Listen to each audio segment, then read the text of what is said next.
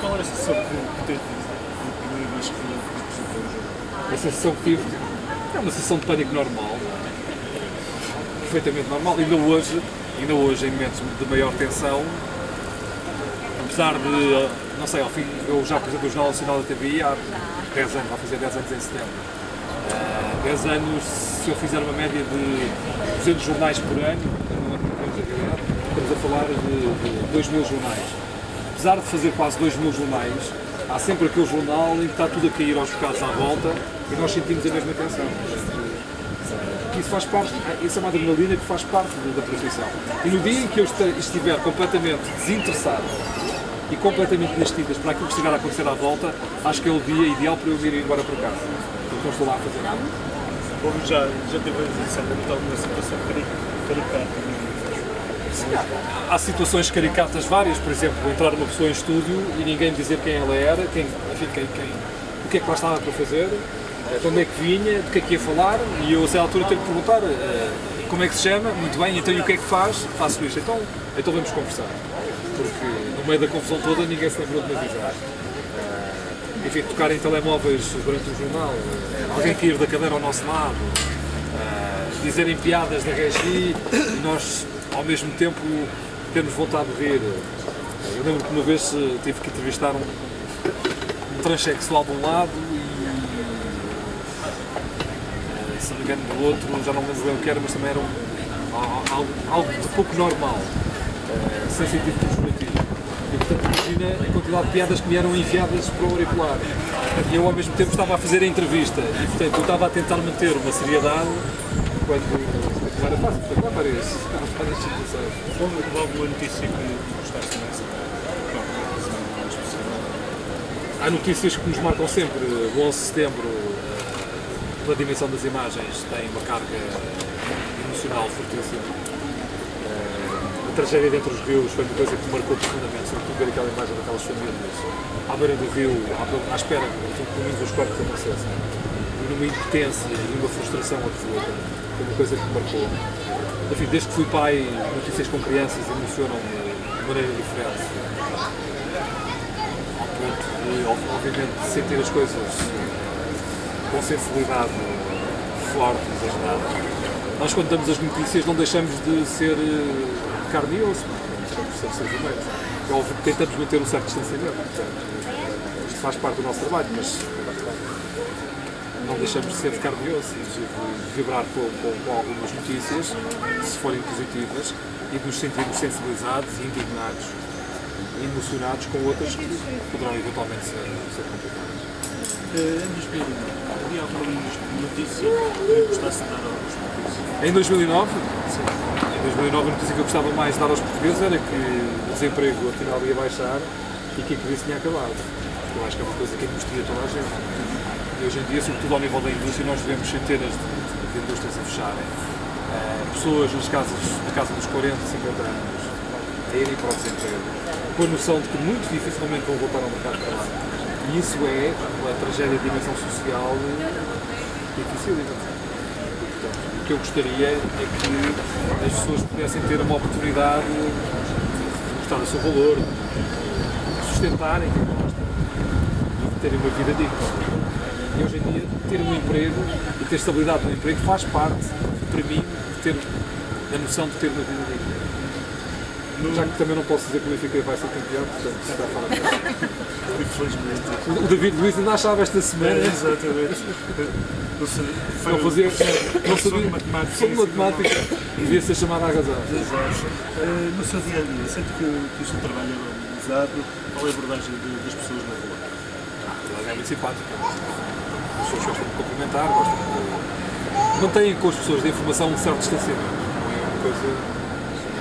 Por exemplo, o que façem com os meus amigos Júlio Pinheiro ou com o Manuel Lisgocha, são pessoas de muito entretenimento e, portanto, têm um relacionamento diferente. Agora, olham com respeito, olham ao mesmo tempo com simpatia, com admiração, só tenho bem a dizer a forma como as pessoas me tratam.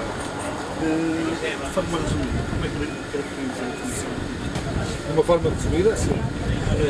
Primeiro, como uma informação independente, uma informação que objetivamente procura ser objetiva, face à redundância e à repetição.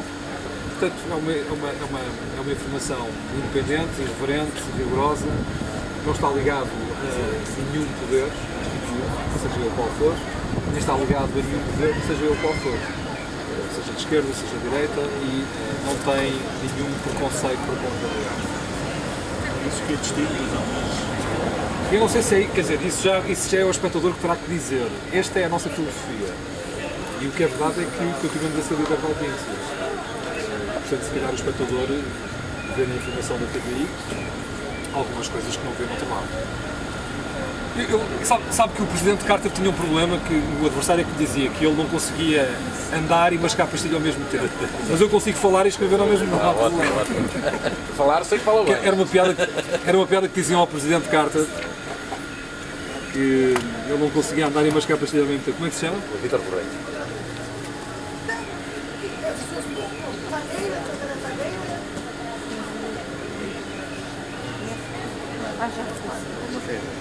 Os jogadores são chatos, começam a falar.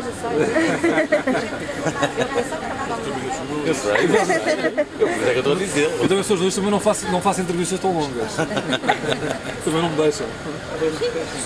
Fui com essa intenção, ó Jorge. A piada tinha dois sentidos. Gosta de romance histórico? Gosto. Então eu vou pôr aqui o meu e-mail para zurzir ou elogiar, conforme cara. Depois digo. Sim, senhor.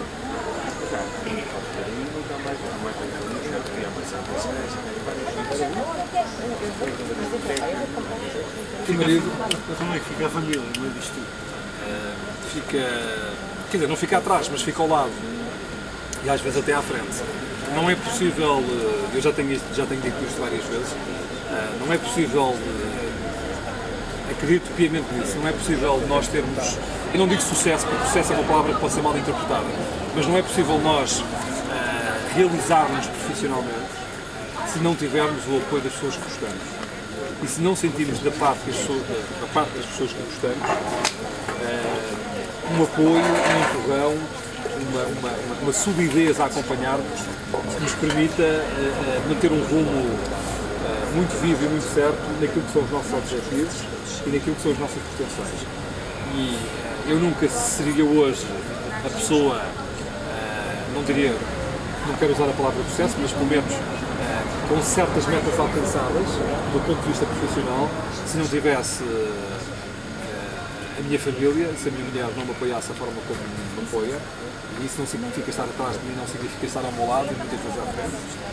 Se não tivesse uns sogros fantásticos que aturam o meu filho, que não é fácil de aturar, e portanto também me retiram grande parte do esforço de ter que estar com ele em alturas mais difíceis. E enfim, portanto devo à família muito daquilo que sou hoje. Isso para mim é um valor fundamental. Continuo a achar que o equilíbrio e o meu equilíbrio pessoal, do ponto de vista emocional, é depois fundamental para chegar, para poder alcançar metas que eu defino como prioritárias. Para terminar, palavra ao conselho aos seus leitores, este último bandeirante devia ser o último aventurário.